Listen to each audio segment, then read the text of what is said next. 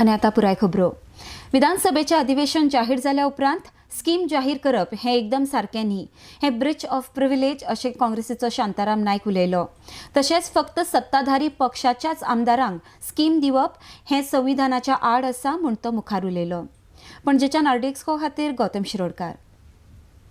Start with the announcement made by the Chief Minister 2 days back that every ruling party MLA will be given 25 crores. This is a type of a scheme. If you recollect, I have issued a press note.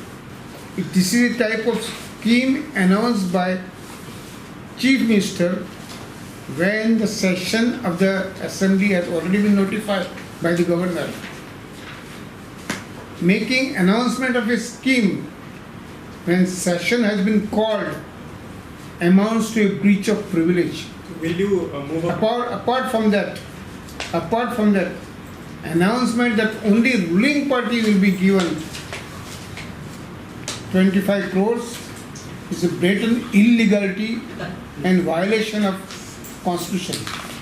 So these 2 points are there: breach of privilege and violation of Constitution, because there is discrepancy.